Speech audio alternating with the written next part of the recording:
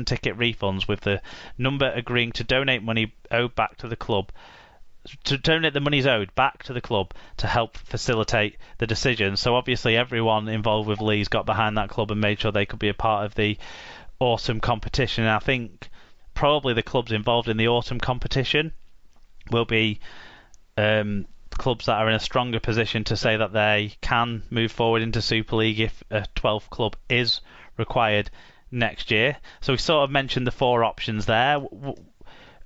If Toronto aren't retained, obviously, we probably will know whether Toronto are retained or not in about a month's time.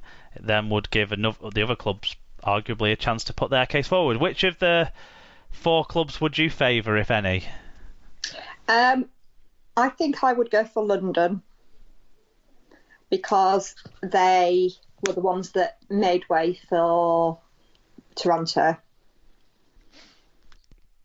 Yeah, it's weird, isn't it, that all these clubs kind of have an argument around it, don't they? Even when you look at that, because Featherstone lost to Toronto in the promotion game, but then Lee and Featherstone were top of the table, but Toulouse were also in that reckoning, and Toulouse finished second in the table last year, and there's so many people who could it's crazy, because you could, in terms of travel, Featherstone would be perfect, thank you very much, 45 minutes down the road, that'd be nice.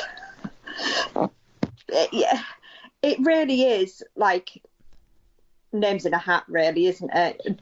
Toss of the dice. There's an opportunity to take a more systematic and long-term view, and would you be wanting relatively small towns that are joined to larger towns that already have a Super League club? Is that what the competition might want? Could you use this as an opportunity to bring back a London who you felt might have added value? London arguably have got the most wide-reaching development system at the moment of these clubs, because of their catchment area not being, not saying that other clubs won't go down to London to look at good kids, but they have a more of a pick of the talent down there that they've worked hard on putting pathways in place for. And then Toulouse gives us a strengthening of the competition in France, and actually does give us more maybe commercial opportunity in that way, and makes it a more valuable case for a TV deal there that could be then shared revenue wise. So all those clubs would have a case. I think London would be a favourite of mine as well on the sort of things you're saying. Like, they were in Super League last year. They've got people at the club who've shown they can be involved at that level, and obviously they've shown that they can manage a Super League team, haven't they? And they were very close last year as well, weren't they?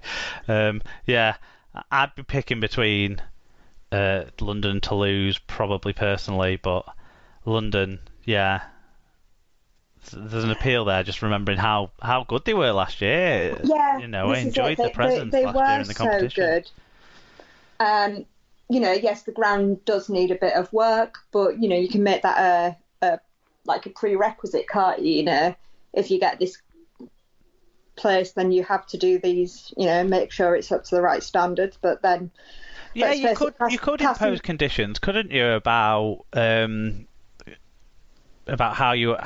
the league would want any of these clubs, I suppose, to develop and be a feature. Even if Toronto were retained, there should be some conditions imposed, I believe, that would make them a stronger asset to themselves in how they run, as well as makes it more secure for the rest of the league, knowing that they can have confidence in the organisation. So, I think I didn't like London being in the league when they had all the special dispensation. Sorry, I didn't like them being automatically in Super League when they had all the special dispensations, and they could sign as many overseas players as they wanted and various other things. But I think the way that they have rebuilt themselves as a club is really good, and there is value in having a team from the capital city. It does show that development has to be a long-term thing. There's lots of expansion has to be a long-term thing. There's still question marks over London because the crowd sizes aren't where we would want them to be, and actually they aren't where they were in their first 5-10 years in Super League by any stretch, are they? No. So that's an issue they have to work on and should be supported on, regardless of what division they're in. But similarly, like you say, at first maybe they were allowed to play more overseas players, but now they've shown a pathway. They've built a development system. Some of it, after having development offers cut away from their catchment areas as well, so they've had to do more of it themselves, or other people in London have had to do more of it themselves. But having their presence there has encouraged people to do it. Yeah. And so it can't just be like it hasn't worked yet, so it's never going to work, because there's things that suggest it has worked, and then there's still things that need to be worked on, aren't there? But it's almost like if you could get Toronto's crowd and London's development, grassroots development, and find a way of putting that together, you'd have a successful expansion club finally. Yeah. We shall see. And I suppose, I think, as you said, there's just so many things to take into account, and without being pessimistic, you feel the Rugby League, being the Rugby League, will pick the wrong one. I don't think there's an obvious there's certainly no obvious perfect choice at the moment. So no, there isn't. Let's see how that develops. I mean, Newcastle might make that decision even more complicated in the upcoming times. We'll see. Do you want to tell us about what's going on with the Challenge Cup fixtures? Yeah, We've got the kickoff times. The two Challenge Cup sixth round ties have been revealed with the kickoff times. Castleford will take on Hull FC at 2:30 before 2018 winners Catalans play Wakefield at 5 p.m. at Huddersfield's John Smith Stadium on August the 22nd. Both games will be shown on the BBC, with the Castleford Hull match on BBC One and the Catalans Wakefield match on BBC Two. What do you think of the League Express, Martin Sadler's idea that Catalans and Wakefield game should be kind of a dual-purpose game, and it's a knockout game in the Cup, but it's also their missed game in Super League that needs to be caught up at some point? That's an interesting idea, isn't it? We're in interesting times, and creative thinking might sometimes be needed to get through this period. What do you think about that idea? In one way, you can see it, but in another, it opens a bit of a can of worms, doesn't it? Because, we play Wakefield the week before, and maybe we should just, play one of the matches and use the other week as a week off. Yeah, because Castleford, or you could have it as like a two-legged affair, couldn't you? On the Sunday evening's leg one, and on the Saturday afternoon's leg two. Yeah. Yeah, I do like the creative thinking, and I do appreciate that Catalans were kind of unlucky with getting drawn to be in that round of the Cup, being the people that have the most logistical obstacles to overcome each and every week. But it's just luck, innit, in the end. Look, and obviously, it was a fix because these four clubs got picked out, and Wigan and Warrington and St Helens and Leeds didn't, so it's a clear fix. Clear fix. The other thing as well about that Catalans Wakefield. About that on Twitter, so it must be true. Okay.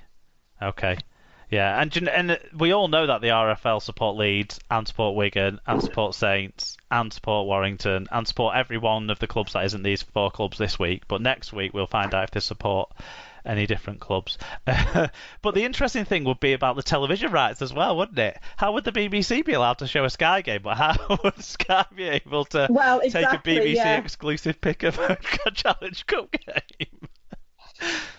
Every pragmatic simple idea these days has stupid. Yeah. Everything that you think so easy these days has like someone's got a stupid claim over something in some sort of contractual obligation somewhere. Yeah. The return of Rugby League's community game is set to be approved shortly, though, according to the latest update issued by the RFL at the end of last week. The governing body says that government sign-off on the RFL's return to community rugby league action plan is imminent. The phased plan outlines the return of non-contact rugby league, including social formats such as touch and try-tag rugby league. This phase will be followed, subject to a review led by the RFL's Clinical Advisory Group at the end of August, by a phased return to full contact rugby league. The return to full contact rugby league would involve modifications, including the removal of scrums. So, I mean, it's good, isn't it? They're keeping people updated. They're keeping talking about, the plan, and they're following the plan through, all the way through. So that's good. You've seen some of the goings on at the community game level, obviously with Joshua's involvement. This seems like the perfect time this week to do our catch up with the Might and Warriors, but also like how are things going? How are things looking? Are things changing at all with what the kids are doing over at Mighton? To be honest, it's very similar every week, really. It is focusing on fitness and a bit of passing, a bit of kicking.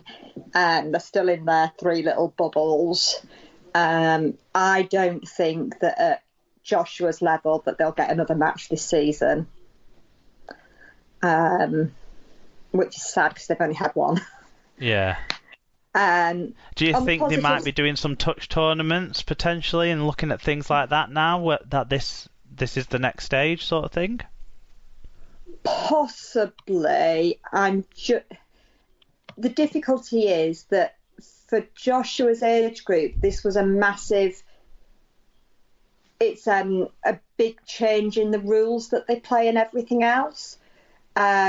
So to then throw a completely different set of rules with the touch rugby, I don't know how that would affect them all. But on the positives, we have just filled in our booking forms to go to the Rhino Challenge next year, because obviously that was one of the early things that was cancelled. Yeah, that's good. So there's things to look forward to. It looks like Community Rugby League is picking up pace, and also, like you say, things are starting to be planned for next year as well, which, whilst everything still is under a COVID cloud, it's good that things are starting to be planned at least, so there's some positivity there, like you say. Yeah. Warrington Tallywell Jones Stadium has been selected to host the Round 10 Super League fixtures, which take place on the weekend of August 28th and 29th.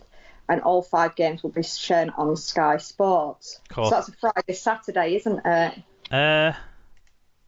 As opposed to a Saturday, Sunday. Is that right? 28th's my birthday.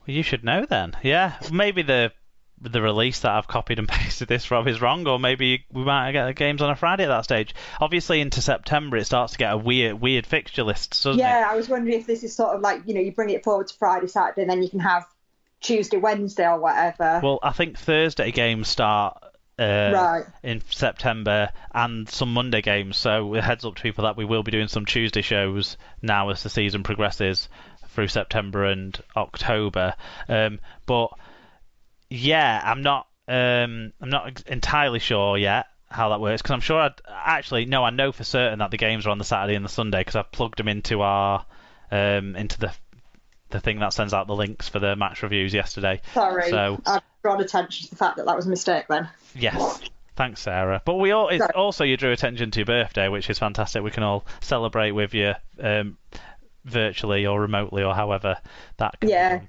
And then I'll be hosting the pod on Joshua's birthday, which is the 31st. Oh, right, okay. Well, is that the bank holiday? Is it bank holiday? Yeah. Well, maybe we can think about seeing how much we can get Joshua involved in that show at some point that day. Then maybe. Maybe, yeah. Maybe. See if he behaves himself on the Sky fan cam.